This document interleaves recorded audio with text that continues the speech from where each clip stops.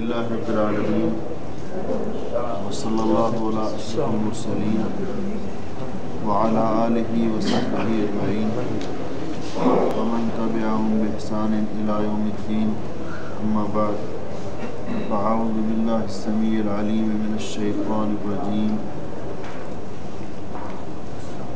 ومن آیاتہ ان خلق لکم من انفسکم ازواجا ومن آیاتہ ان خلق لکم من انفسکم ازواجا لتسکنوا الیہا وجعل بینکم مودۃ ورحمۃ ان فی ذلک لآیات لقوم یتفکرون۔ اللہ جل شانہ نے نسل انسانی کا سلسلہ چلانے کے لیے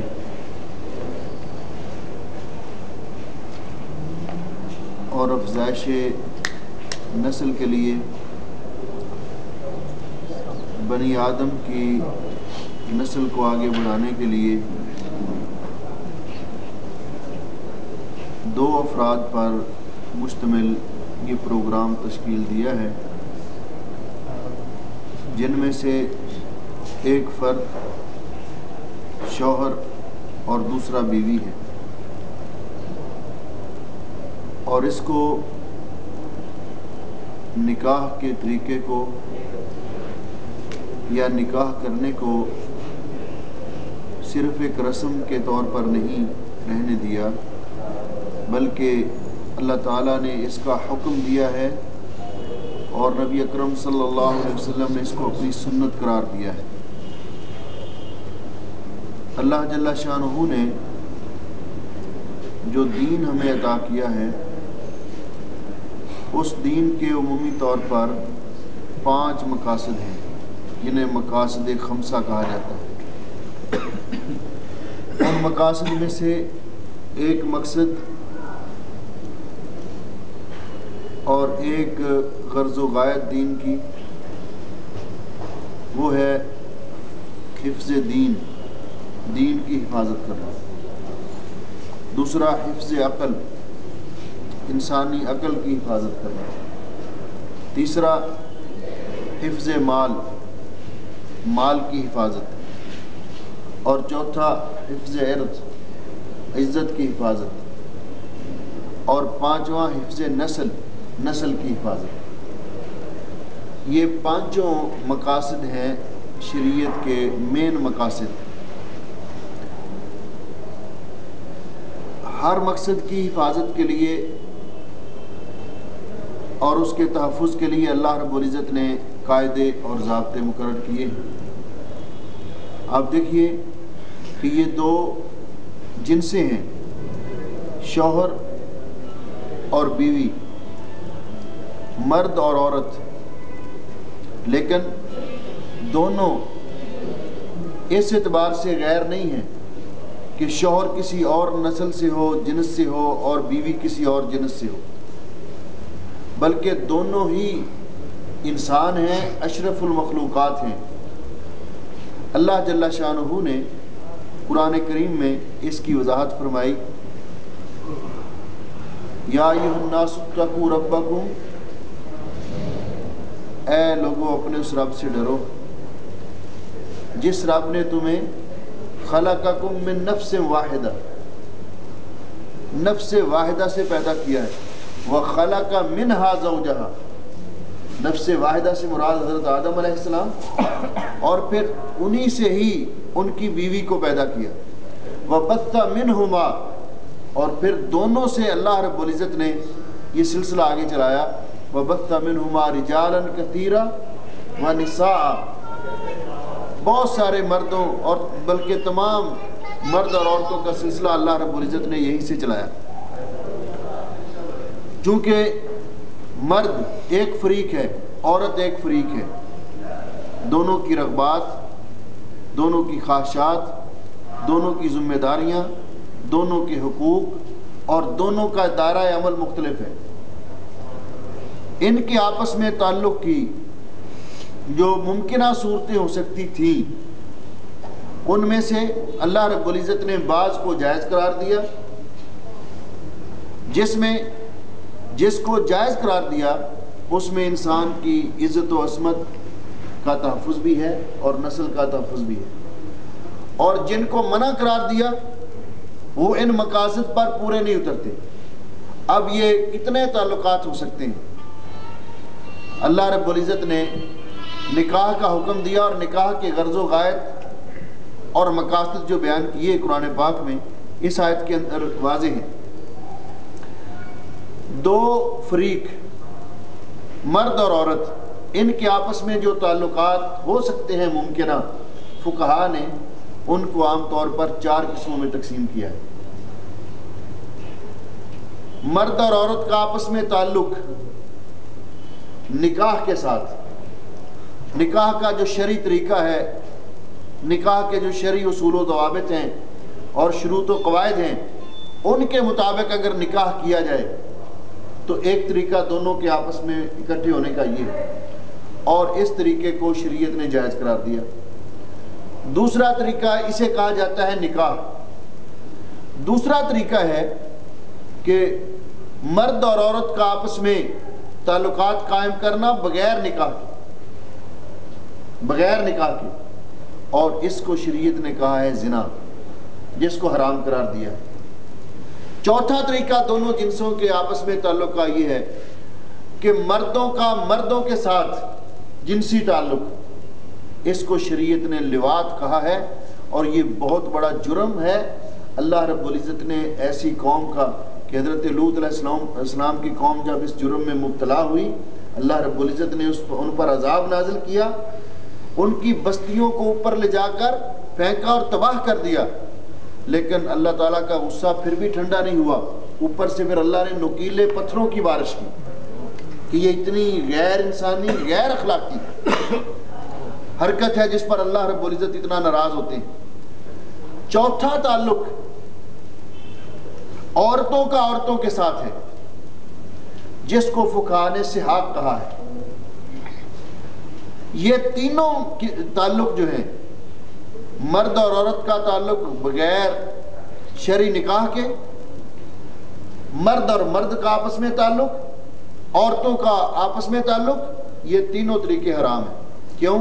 کہ جب ہم ان کا جائزہ لیتے ہیں تو یہ کسی بھی نکاح کے مقصد پر پورے نہیں اترتے، نہ ان سے جائز طریقے سے اولاد پیدا ہوتی ہے، نہ انسان کی عزت اور عصمت کی حفاظت ہوتی ہے، اور نہ نسل کی حفاظت ہوتی ہے۔ تو ایک طریقہ شریعت نے جو مقرر کیا ہے نکاح کا، اس کو رسول اکرم صلی اللہ علیہ وسلم نے فرمایا کہ نکاح میری سنت ہے، فَمَن رَغِبَ عَن سُنَّتِي فَلَيْسَ مِنِّي، جو میری سنت سے اعراض کرتا ہے، بلا وجہ اس سے انکار کرتا ہے اور اس کو اہمیت نہیں دیتا، اس کا میرے ساتھ کوئی تعلق نہیں۔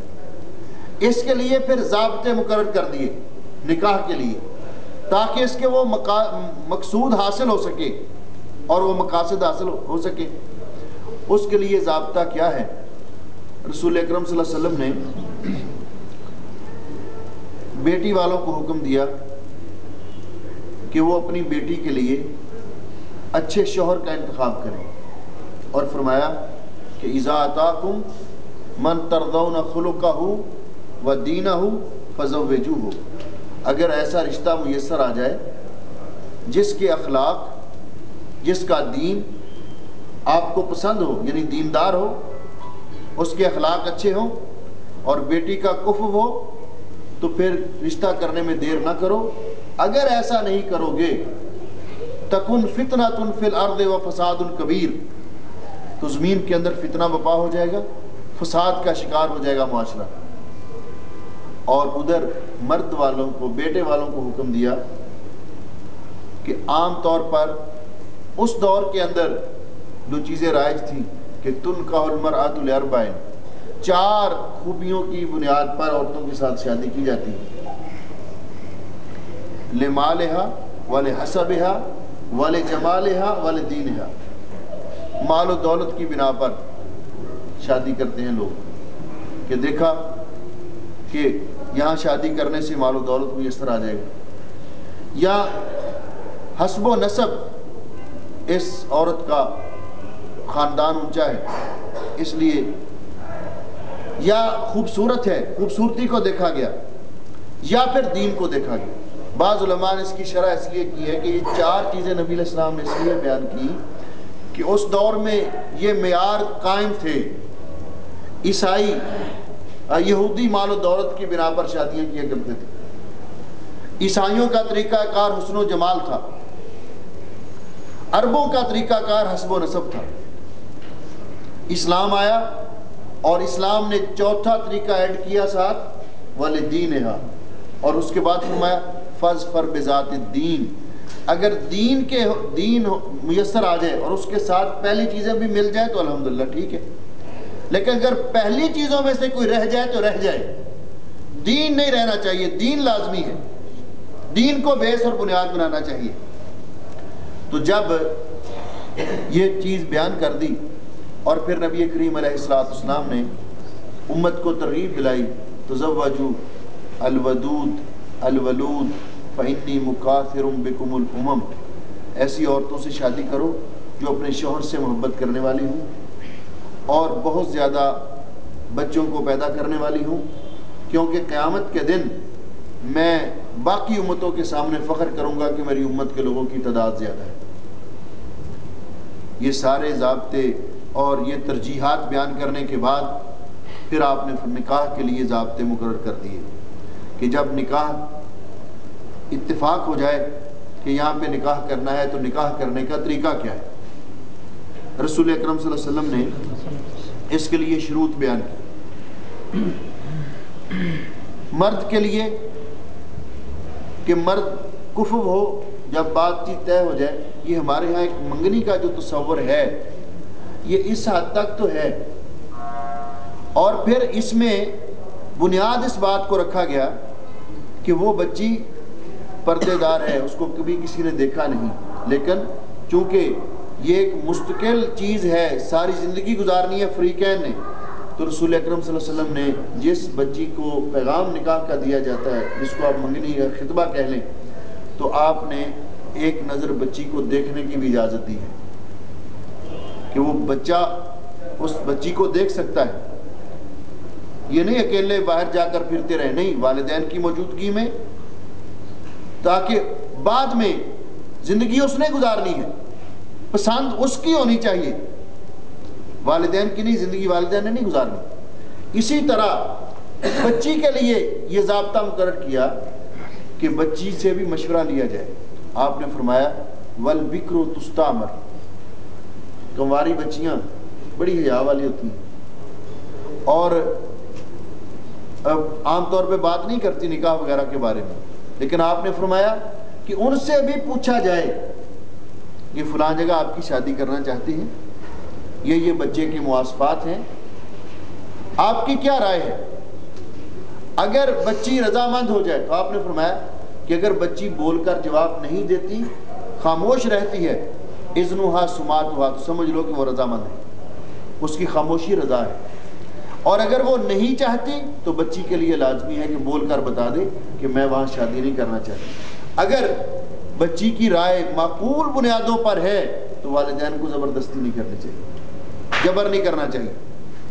ہاں اگر اس کی جو بنیاد جس کو بنا رہی ہے وہ ٹھیک نہیں ہے، لیکن والدین بہتر ہو، کیونکہ والدین ہمیشہ اپنی اولاد کے لیے بہتر سوچتے ہیں، والدین کی نگاہ جہاں تک ہوتی ہے اور ماحول کو جس طرح وہ جانتے ہوتے ہیں اولاد نہیں جانتی۔ اولاد کا فیصلہ بعض اوقات جذباتی ہوتا ہے، اولاد کا فیصلہ بعض اوقات جذباتی ہوتا ہے، اس لیے رسول اکرم صلی اللہ علیہ وسلم نے یہ شرط مقرر کر دی کہ کوئی عورت بغیر ولی کے نکاح نہیں کر سکتی، لا نکاح الا بولی، عورت کے لیے ولی کا ہونا شرط ہے۔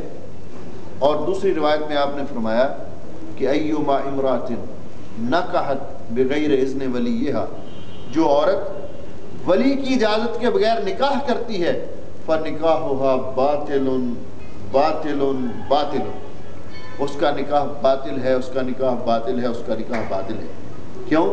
کہ باپ بہتر سمجھتا ہے، اگر باپ شرعی اصول و قواعد کی پابندی کرے تو وہ اپنی بچی کی مصلحت کو بہتر سمجھتا ہے۔ بچی نے باہر نکل کر لوگوں سے معاملہ نہیں کیا، اس لیے یہ شرط رکھ دی ایک روایت میں تو نبی علیہ السلام نے بڑے سخت الفاظ استعمال کیے. آپ نے فرمایا جو بچی اپنی مرضی سے اپنا نکاح کر لیتی ہے جا کر، اس کے ولی، اور ولی کون ہوتا ہے؟ بنیادی طور پر باپ، اور باپ کے بعد اگر باپ نہیں ہے تو بھائی، یا پھر خاندان کے جو بڑے سربراہ ہیں، چچا، تایا، اگر دادا موجود ہیں تو وہ، یہ ولی ہیں. یہ نہیں کہ ولی کہیں سے باپ بھی موجود ہے، باقی بھی بھائی بھی موجود ہیں تو وہ رضامند نہیں ہے تو کہیں سے پکڑ کر کوئی ولی بنا لیا، یہ بات درست نہیں ہے.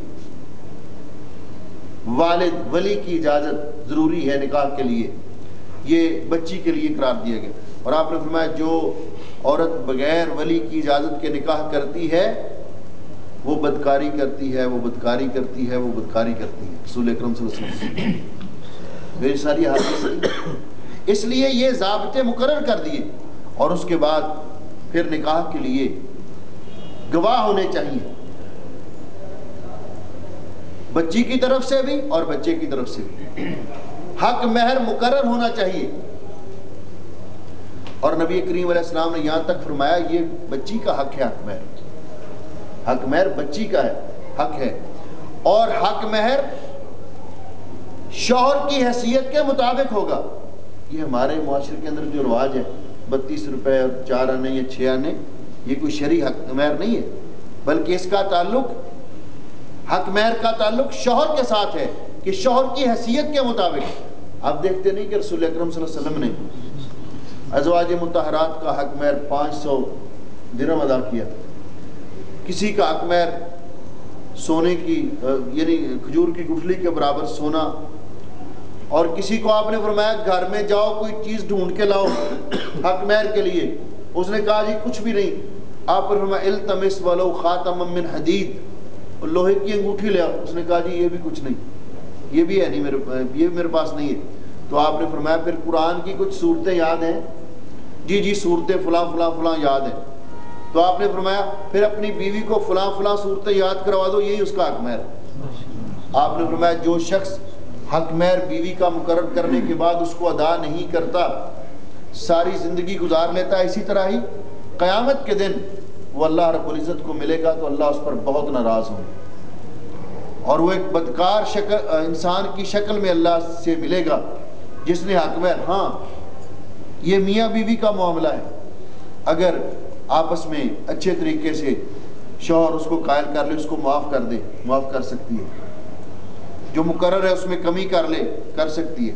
اگر وہ کہتی ہے چلو کوئی نہیں ابھی آپ کے پاس نہیں، بعد میں دے دینا، زندگی میں کسی وقت بھی دیا جائے، یہ ان کا آپس میں معاملہ ہے. لیکن دینا ہی نہ، یا دے کر پھر اس سے واپس لے لینا، یہ درست نہیں ہے، کیونکہ یہ بیوی کا حق ہے، یہ بیوی کی جائیداد ہے جو حق مہر کی رقم ہوگی. اس کے بعد پھر آپ نے گواہ موجود ہیں، حق مہر مقرر ہے، عورت کا ولی موجود ہے. تو رسول اکرم صلی اللہ علیہ وسلم جب نکاح پڑھایا کرتے تھے اور جب کوئی بھی خطبہ دیتے تو پہلے آپ خطبہ حاجہ پڑھا کرتے تھے، اور وہ حدیث کی کتابوں کے اندر موجود ہے. ان الحمد للہ نحمده ونستعینه ونستغفره ونعوذ باللہ من شرور انفسنا ومن سیئات اعمالنا من يهده الله فلا مضل له ومن يضلل فلا هادي له اشهد ان لا اله الا الله وحده لا شريك له واشهد ان محمدا عبده ورسوله. اس کے بعد آپ پھر 3 آیات پڑھا کرتے ہیں جو عام طور پہ خطبے میں پڑھی جاتی ہے. یا ایھا الذین آمنوا اتقوا اللہ حق تقاته ولا تموتن الا وانتم مسلمون. یا ایھا الناس اتقوا ربکم الذی خلقکم من نفس واحدہ وخلق منها زوجها وبث منهما رجالا كثيرا ونساء واتقوا الله الذي تساءلون به والارحام ان الله كان عليكم رقيبا. يا ايها الذين امنوا اتقوا الله وقولوا قولا سديدا يصلح لكم اعمالكم ويغفر لكم ذنوبكم ومن يطع الله ورسوله فقد فاز فوزا عظيما. یہ 3 آیات آپ ہر خطبے کے اندر پڑھا کرتے تھے اور ایسے موقع پر بھی آپ پڑھا کرتے تھے. اس کے بعد اہم رکن ہے نکاح کا ایجاب و قبول. ایجاب و قبول بچی سے بھی کروایا جائے گا، اس سے بھی پوچھا جائے گا. ایجاب کا معنی ہے کہ کسی پر کوئی چیز واجب کرنا، اور دوسرا قبول کا معنی اس کا قبول کر لینا. مثلا کہا جائے گا کہ فلاں بچی اتنے حق مہر کے ساتھ گواہوں کی موجودگی میں آپ کو قبول ہے، بچی کا نام بتایا جائے گا، اس کے باپ کا نام بتایا جائے گا، اور وہ کہے گا قبول ہے تو تب قبول ہوگا، اگر وہ انکار کر دے تو نکاح نہیں ہوگا۔ یہ طریقہ کار ہے۔ ہمارے ہاں جہاں اور بہت ساری چیزیں رواج پا گئی ہیں، وہاں پہ یہ طریقہ اس کے اندر بھی گڑبڑ پیدا ہو گئی۔ پہلے دلہا کو کلمے پڑھائے جائیں، حالانکہ رسول اکرم صلی اللہ علیہ وسلم سے کلمے پڑھانا نکاح میں ثابت نہیں ہے۔ جب پوچھا گیا کہ کسی حدیث کے اندر تو اس کا ثبوت نہیں ہے، آپ کلمے کیوں پڑھاتے ہیں؟ کہتے جی ہو سکتا ہے اس نے ساری عمر کلمہ پڑھائی نہ، تو ہم یہ تاکید کرنے کے لیے اب اس کو کلمے پڑھا لیں، اور کلمے بھی کتنے؟ 5 6 کلمے پڑھانے کے بعد پھر نکاح۔ یہ بات اگر یہ ہے کہ جوان ہو گیا 30 سال کا 35 سال کا، ابھی تک اس نے کلمہ نہیں پڑھا ہوا، ابھی اس کو مسلمان کیا جا رہا ہے، اور پھر حیرانگی کی بات ہے کہ وہ مولوی صاحب جو پڑھاتے ہیں خود تو اس کو پڑھنے بعض اوقات ایسے ہوتا ہے کہ اس کو وہ پڑھنے بھی نہیں آتے۔ اسلام کے اندر جو مسلمان ہونے کے لیے کلمہ پڑھا جاتا ہے وہ ایک ہی کلمہ ہے، کلمہ شہادت۔ اور یہ جو باقی ترتیب ہے علماء نے ایک سہولت کے لیے ان کو جمع کیا ہے، لیکن یہ ضروری نہیں کہ 6 کلمے پڑھے گا تو مومن ہوگا۔ لیکن نکاح کے اندر کلمے پڑھانا رسول اکرم صلی اللہ علیہ وسلم سے ثابت نہیں ہے۔ نبی کریم علیہ السلام نے خطبہ نکاح پڑھا، اس کے بعد گواہوں کی موجودگی میں ایجاب و قبول کروایا، اور یہ ہے نکاح، اور نکاح کا بنیادی رکن ہی ایجاب و قبول ہے۔ خطبہ پڑھنا مسنون ہے، اگر کسی وجہ سے خطبہ نہیں پڑھا گیا تو ایجاب و قبول ہوا، گواہوں کی موجودگی میں بچی کا ولی موجود ہے تو ٹھیک ہے، نکاح ہو گیا۔ تو یہ نکاح کا طریقہ ہے جو رسول اکرم صلی اللہ علیہ وسلم سے ثابت ہے۔ رسول اکرم صلی اللہ علیہ وسلم نے نکاح کے بارے میں اور بھی ضابطے بیان فرمائے۔ آپ نے فرمایا اعظم النکاح برکہ ایسرھا مغونہ، کہ سب سے زیادہ برکت والا نکاح ہوتا ہے جس کے اخراجات کم ہوتے ہیں۔ جس نکاح کے اخراجات کم ہوتے ہیں، جتنے اخراجات کم ہوتے ہیں اتنا ہی زیادہ برکت والا ہوتا ہے۔ جب یہ صورتحال ہے تو ہم دیکھیں کہ آج ہم معاشرہ کن کن پریشانی اور مصیبتوں میں جکڑا ہوا ہے۔ جہیز کا مسئلہ اپنی جگہ پہ، اور اس کے بارے میں بھی لوگ افراط و تفریط کا شکار ہیں۔ کچھ لوگ ہیں کہ وہ اتنا زیادہ جہیز کا مطالبہ کرتے ہیں کہ بچی والے افورڈ ہی نہیں کر پاتے، یہ بھی غلط ہے۔ اور کچھ زیادہ متشدد ہیں، وہ کہتے ہیں بچی کو گھر سے ایک کپڑوں کا سوٹ بھی نہیں دینا چاہیے، ایک جوڑا بھی نہیں دینا چاہیے، یہ بھی غلط ہے، افراط و تفریط کا شکار ہے۔ اگر بچی کو گھر سے رخصت کرنا ہے تو بچی کے والدین اپنی حیثیت کے مطابق ان پر بوجھ نہ ڈالا جائے۔ اگر کوئی بچی کو گفٹ دیتے ہیں تو رسول اکرم صلی اللہ علیہ وسلم نے بھی سیدہ فاطمہ الزہرا کو جب گھر سے رخصت کیا تھا تو چند چیزیں دی تھی، اس میں کوئی حرج نہیں۔ اب اس کے اندر جو کھینچا تانی ہمارے ہاں کچھ لوگ اس کو لعنت کا نام دے کر اور کہتے ہیں کوئی چیز بھی گھر سے دینی جائز نہیں، یہ بھی درست نہیں۔ اور کچھ لوگ اس کو مال غنیمت سمجھ کر بڑا مطالبہ کر دیتے ہیں، یہ بھی درست نہیں۔ افراط و تفریط کا ہم شکار ہوئے۔ میں حیران ہوا، پرسوں میں ایک جگہ پہ بیٹھا ہوا تھا تو وہ کہہ رہے جی ہمارے اندر بہت ساری رسمیں ہندوؤں والے آ گئی ہیں جو نکاح کے موقع پر یا کسی کے فوت ہونے کے موقع پر ہم اپناتے ہیں۔ ان میں سے ایک رسم کا تذکرہ کر رہے تھے، وہ ظاہر بات ہم سے بڑی عمر کے بزرگ تھے، یہ جو سیرا باندھتے ہیں، کہنے لگے یہ ہم بھی باندھتے ہیں، وہ بھی باندھتے ہیں۔ مجھے کہنے لگے آپ کو پتہ ہے یہ رسم کہاں سے ہے؟ بھئی میں نے جو بات سنی میں آپ کو سنا رہا ہوں، یہ ہم سے بڑی عمر کے جو بزرگ بیٹھے ہیں یہ ہماری اصلاح کر رہے ہیں۔ انہوں نے کہا کہ رسم بھی کہاں سے لی؟ کہنے لگے انگریز کے دور میں ہندوستان میں ایک ڈاکو تھا، وہ مطلوب تھا، ادھر سے اس کی شادی تھی۔ اب یہ تھا کہ شادی بھی اس کی کرنی ہے، اگر کھلے بند ہو جاتا ہے تو پکڑا جائے گا۔ اس نے یہ ڈھونگ رچایا کہ اس نے یہ سیرا اپنے اوپر تان لیا، سب سے پہلے اس نے اس کا ایجاد کیا۔ اور وہ اتنا اس نے اس کے اوپر وہ لٹکایا سارا سامان کہ وہ نظر ہی نہیں آتا تھا اس کا چہرہ، اور وہاں سے رسم، میں نے کہا سبحان اللہ، رسم بھی لی تو کہاں سے لی؟ اور ہمارے معاشرے کے اندر بھی یہ چیزیں جو شریعت کے خلاف ہیں، ان سے بچنا چاہیے۔ نکاح کی غرض و غایت جو بیان کی، ذرا اس کے بارے میں جو آیت میں نے تلاوت کی، اس کا ترجمہ آپ غور سے سنیں۔ وَمِنْ آیَاتِهِ، اللہ فرماتے ہیں کہ میرے انعامات اور احسانات میں سے، میری نشانیوں میں سے یہ بھی ہے، ان خلق لکم من انفسکم ازواجا، کہ اللہ تعالیٰ نے تمہاری نسل سے، تمہاری جنس سے تمہاری بیویوں کو پیدا کیا۔ اور نبی علیہ السلام نے فرمایا انما النساء شقائق الرجال، عورتیں بھی مردوں کی شقائق ہیں، یعنی انہی کی قسم سے ہیں۔ جس طرح مرد آدم علیہ السلام اور سیدہ حوا کی اولاد ہیں، اسی طرح عورتیں بھی ان کی اولاد ہیں۔ جس طرح انسان اشرف المخلوقات ہے، اس طرح مرد اشرف المخلوقات ہے، اسی طرح عورت بھی اشرف المخلوقات ہے۔ اللہ رب العزت نے عورت کو بھی ایک شرف اور کرامت بخشی ہے۔ مرد کو اگر کہا ہے الرجال قوامون علی النساء، تو اس پر ذمہ داریاں ڈالی ہیں۔ عورت کو گھر کی سربراہ بنایا ہے اور گھر کے امور کی نگران بنایا ہے۔ یہ دونوں دنیا کی زندگی کو چلانے کے لیے دو فریق ہیں، زندگی کی گاڑی کے دو ویل ہیں۔ ایک بھی اگر ان میں سے ڈسٹرب ہو جائے تو زندگی کی گاڑی نہیں چل سکتی۔ یہ نقطہ نظر کہ عورت کو حقیر سمجھا جائے، اور جس طرح معاشرے کے اندر یہ بات بعض اوقات ہوتی ہے، جی عورت کیا ہے، جی پاؤں کا جوتا ہے، جب چاہا پہن لیا، جب، یہ بات نہیں۔ ان کی توہین کی اجازت نہیں دی گئی، بلکہ نبی پاک صلی اللہ علیہ وسلم نے فرمایا کہ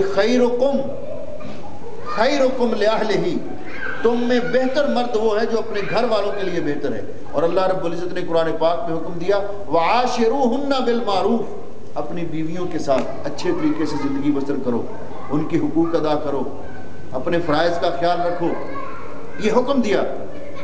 اب جس گھر میں شریعت کے مطابق نکاح ہوا ہے، شرعی قواعد و ضوابط کے مطابق، تو اللہ رب العزت فرماتے ہیں کہ نکاح کی یا شادی کی غرض و غایت تو پہلی یہ ہے لِتَسْكُنُوا إِلَيْهَا، بیوی گھر میں آئے اور انسان کو سکون میسر آ جائے۔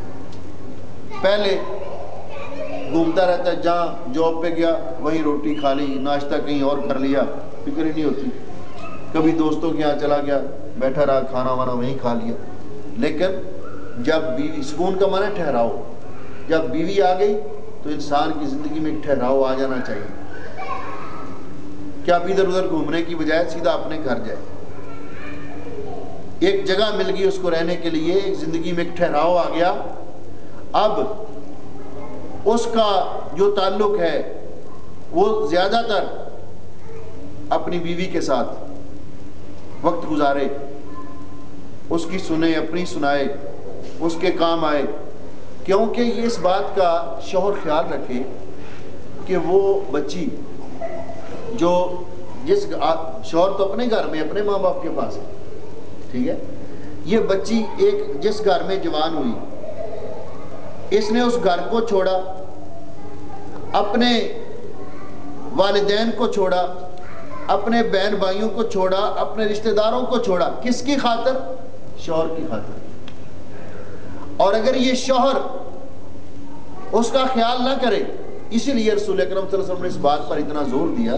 حضرت عقبہ ابن عامر رضی اللہ عنہ فرماتے ہیں کہ نبی علیہ السلام سے میں نے پوچھا من نجات یا رسول اللہ، من نجات یا رسول اللہ، اللہ کے رسول نجات کس چیز میں ہے؟ آپ نے فرمایا امسک علیک لسان، پہلی بات تو یہ اپنی زبان کو کنٹرول میں رکھو، زبان سے کوئی ایسی بات نہ نکالو کہ کل اللہ کی بارگاہ میں پکڑے جاؤ، جھوٹ نہ بولو، غیبت اور چغلی نہ کرو، کسی کو گالیاں نہ دو، زبان پہ کنٹرول کرو۔ اور دوسرا وَلْيَسَعْكَ بَيْتُكَ، آپ کا گھر آپ کے لیے کافی ہونا چاہیے۔ اپنے بیوی پاس ہے تو اپنے گھر سے باہر نہ جانا، اپنے گھر تک اپنے آپ کو محدود کر لو۔ اور تیسری چیز وقت کی علی خطیئتک، اگر گناہ ہو جائے تو اللہ کی بارگاہ میں رو کر اس کی معافی مانگو۔ اب ساری جتنی محبتیں بیوی قربان کر کے آئی ہے شوہر کے لیے، اب اس کو دینی چاہیے اس کو۔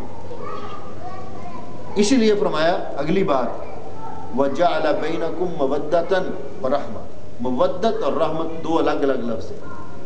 مودت کا معنی ہے، اللہ رب العزت نے فرمایا نا کہ مومنوں کے لیے جائز نہیں کہ کافروں کے ساتھ مودت کریں۔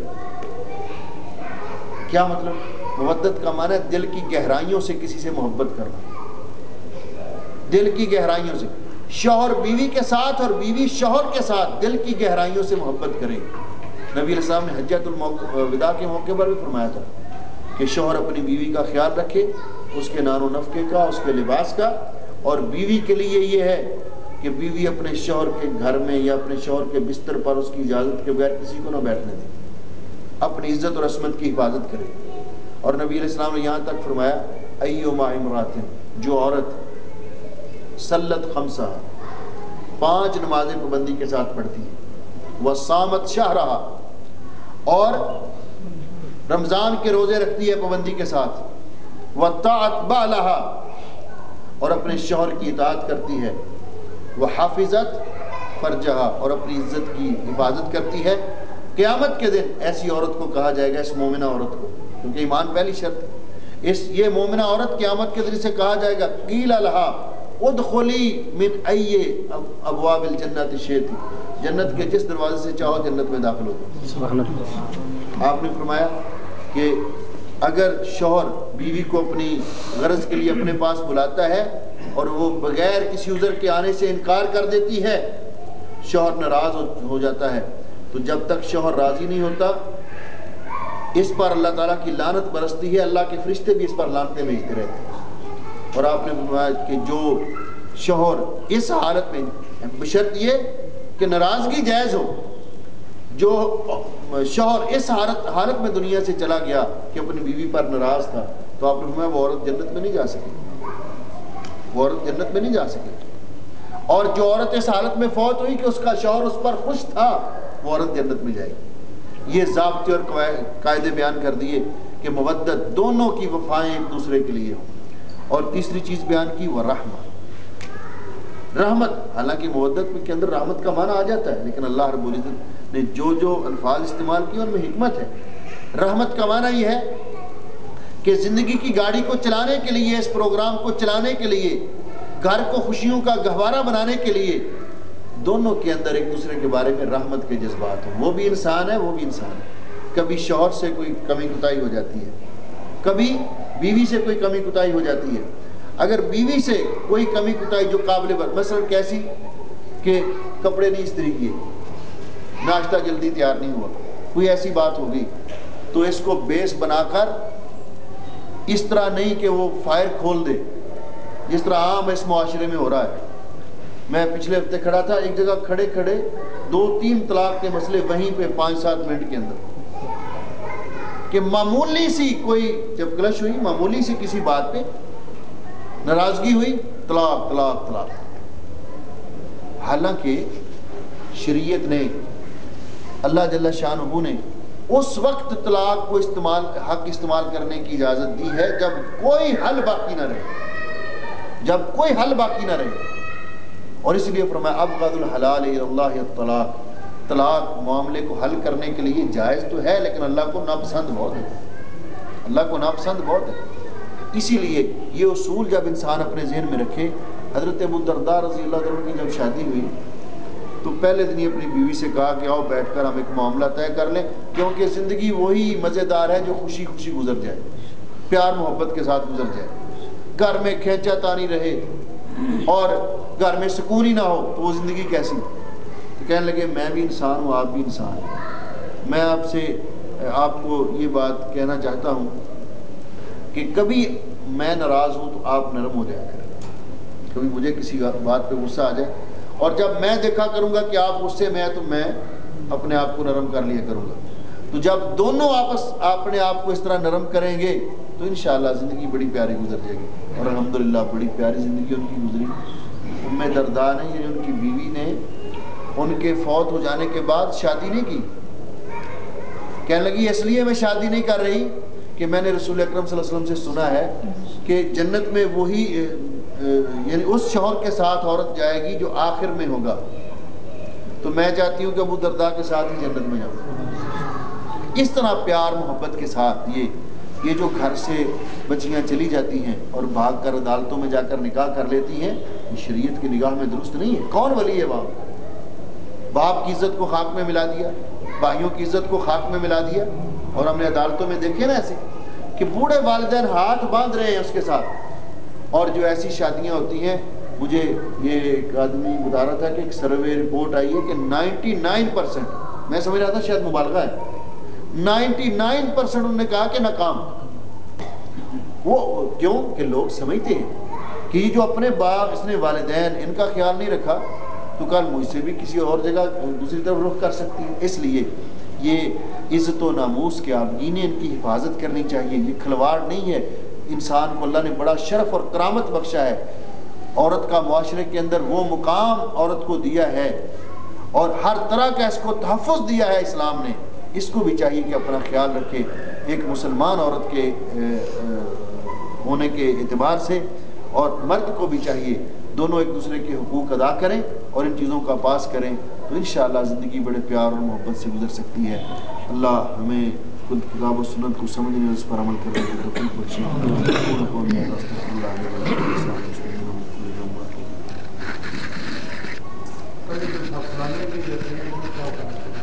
دیکھیے یہ ہوتا ہے کہ ایسے موقع پر ایک گفٹ، اگر تو یہ طریقہ کار ہو کہ بھئی ہم نے آج اس کو دی تو کل اس سے لینی ہے، تو یہ غلط ہے، یہ غلط ہے۔ کیونکہ اگر اس کو آپ بطور قرض لے رہے ہیں تو پھر جتنا لیا اتنا ہی واپس دینا چاہیے۔ یعنی ایک موقع شادی کا آپ کو پیسوں کی ضرورت ہے تو آپ اس کو قرض سمجھتے ہیں، تو پھر آپ خود بتائیے کہ لیا تو 100 ہے، جب دیں گے 200 تو یہ دوسرا 100 کس کے بدلے میں لیے؟ لینے والا بھی یہ کہتا ہے، اور اگر جو دے رہا ہے آج کل اس کو 100 دیا جائے تو وہ بھی منہ بنا کر کہتا ہے دیکھو ہم نے بھی 100 دیا تھا، وہ بھی 100 متھے مار گئے، جس کا مطلب ہے کہ وہ زیادہ لینے کے چکر میں ہوتا ہے۔ تو کیا یہ سود نہیں؟ اس لیے اگر کوئی گفٹ دیتا ہے ایسے موقع پر، اس کو اسلامیہ وغیرہ کا نام نہیں دینا چاہیے، بلکہ گفٹ کے طور پر کوئی دیتا ہے، اور یہ اس لیے نہیں دینا چاہیے کہ آج ہم اس کو دے رہے ہیں کل اس سے لینا ہے، کیونکہ تحفہ اس کا عوض اور متبادل لینے کے لیے نہیں دیا جاتا۔ ہاں اگر آپ دینا چاہتے ہیں، وہ اس وقت اس کو آپ دے رہے ہیں، کل کوئی موقع آپ کا آئے گا وہ دے جائے اور بات ہے، لیکن یہ شرط نہ ہو۔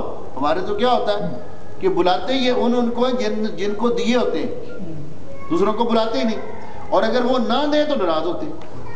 یہ بات درست ہے۔ آج کل جو ماحول چل رہا ہے، جو ایک منٹ، میرا سوال ہے کہ آپ نے ابھی اپنے بیان میں بتایا ہے کہ کوئی بھی عورت بغیر ولی کے شادی نہیں کر سکتی، مگر ابھی کویت کے اندر کوئی عورت مسلمان ہو جاتی ہے، اس کا ماں باپ تو کرسچن ہے، عیسائی ہے، غیر مذہب سے ہے، اس کا ولی نہیں ہے، تو وہ کیا شادی نہیں ہوگی؟ نہیں، میں بتاتا ہوں آپ، اس کا شریعت کے اندر ہر مسئلے کا حل موجود ہے۔ پہلی بات تو یہ ہے کہ اہل کتاب کی عورتوں کے ساتھ بھی شادی کرتے وقت ان کے ولی کی اجازت ضروری ہے، اور اگر ان کے ولی رضامند نہیں ہوتے تو پھر نبی علیہ السلام نے فرمایا السلطان ولی من لا ولی لہ، جس کا کوئی ولی نہ ہو جس عورت کا، تو وقت کا قاضی یا حکمران اس کا ولی ہوتا ہے۔ تو اگر قاضی خود ولی بن جائے یا علاقے کا کوئی سربراہ مسلمانوں کا وہ ولی بن جائے تو وہی اس کا ولی ہوگا، وہ نکاح کروا سکتا ہے۔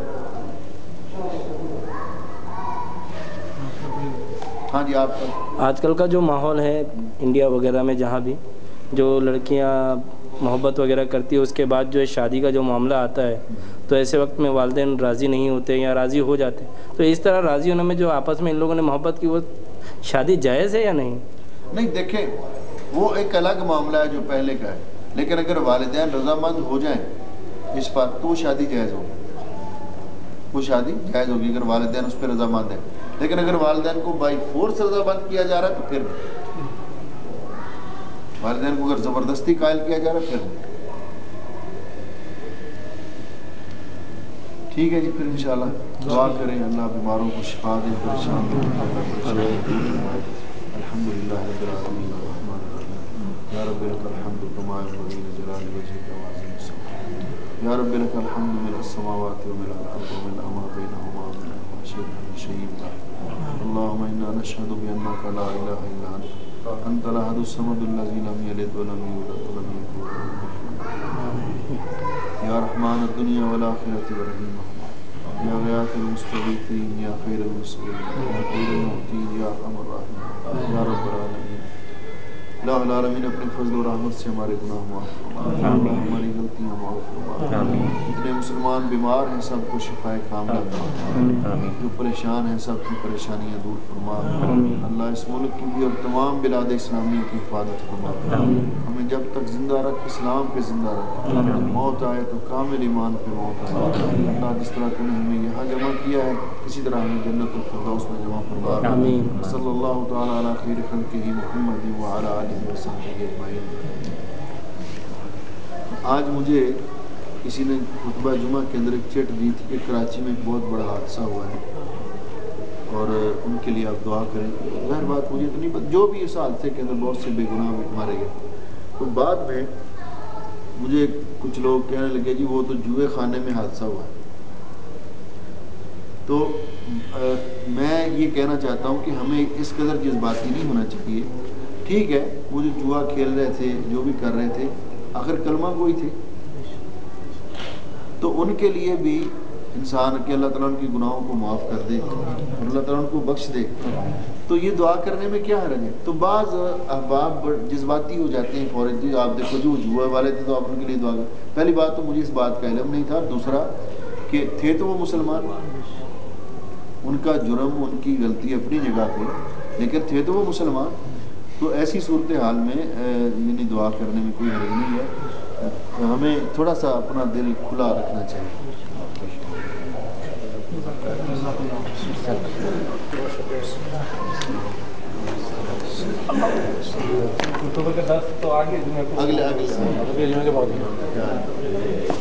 وہ ایک ساتھی پہلے ریکارڈ کیا کرتے وہ کہاں ہے؟ وہ پتہ نہیں کہاں